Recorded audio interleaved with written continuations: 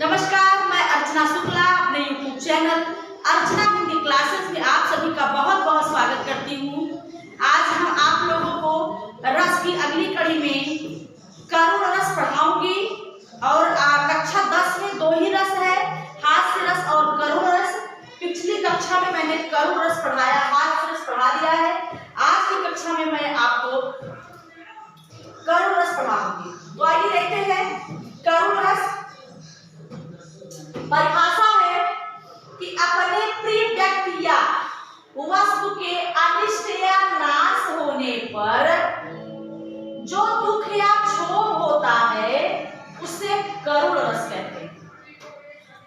मतलब किसी अपने प्रिय व्यक्ति के दुख या क्षोभ पर, अनिष्ट होने पर, कोई अपनी प्रिय वस्तु है वो अनिष्ट हो गई, कोई प्रिय व्यक्ति है वो नहीं रहा अगर इस दुनिया में, उसके वियोग में, उसके विरह में जो हमें दुख या क्षोभ होता है वही करुण रस होता है। ठीक, ये तो जो है परिभाषा, सामान्य परिभाषा है कि अपने प्रिय व्यक्ति या वस्तु के अनिष्ट या नाश होने पर जो दुख या क्षोभ होता है उसे करुण रस कहते हैं। ठीक, दूसरी परिभाषा है अथवा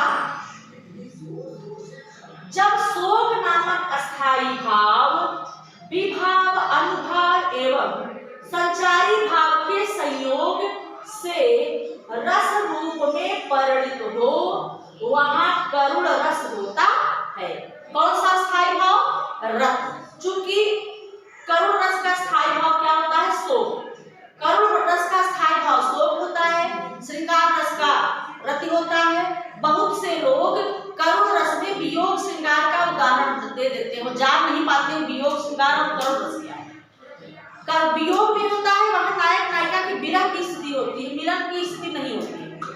लेकिन करुण रस में वहां अपने प्रिय व्यक्ति या वस्तु का क्या होता है? नाश, अनिष्ट हो जाता है, नाश होता है। उस प्रकार के जब दुख की स्थिति पैदा होती है तो करुण रस होता है।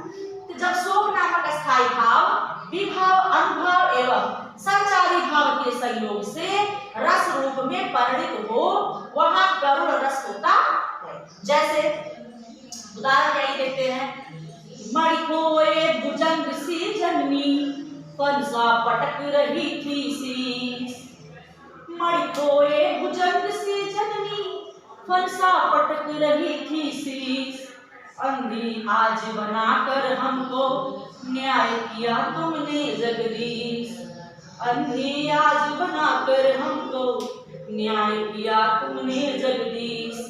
यहाँ पर कहा गया है कि जब श्रवण कुमार को तीर लगती है राजा दशरथ के धनुष तीर से, उस समय उनके माता पिता की स्थिति वही होती है जिस प्रकार से एक भुजंग अपने मणि को खोता है तो उस पर पटक करता है और वह परेशान होता है।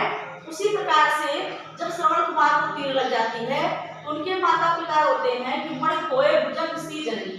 जिस प्रकार से मणि खोता है भुजंग की तरह जननी माने माता फन की तरह अपना शीश पटक रही है और कह रही है कि अंधी आज बनाकर हमको, आज आपने वास्तविक रूप से हमें अंधी बना करके क्या आपने मेरे साथ न्याय किया है। तो इस प्रकार से पहला उदाहरण है। दूसरा है, हा वृद्धा के अतुल धन, हा वृद्धता के सहारे। हा वृद्धा के अतुल धन, हा वृद्धता के सहारे, हा प्राणों के परम प्रिय, हा प्राणों के परम प्रिय, हा मेरे दुलारे। हा वृद्धा के अतुल धन, हा वृद्धता के सहारे, हा प्राणों के परम प्रिय, हा मेरे दुलारे। तो इस प्रकार से एक करुण रस के 2 उदाहरण हैं। आपको इसमें कुछ नहीं करना है। पहली बात, रसों की संख्या 9, उसके अस्थायी भाव याद करना है। उसके बाद आपको हास्य रस का परिभाषा एक उदाहरण याद करना है और करुण रस की एक परिभाषा उदाहरण याद करना है। आपका समझिए आपका रस तैयार हो गया। आज की कक्षा में रस हमने आपको पूर्ण कर दिया। अगली कक्षा में अगले टॉपिक के साथ हम उपस्थित होंगे। हमारी कक्षा आपको पसंद आई हो तो आप लोग प्लीज चैनल को लाइक, सब्सक्राइब, शेयर जरूर करें। धन्यवाद।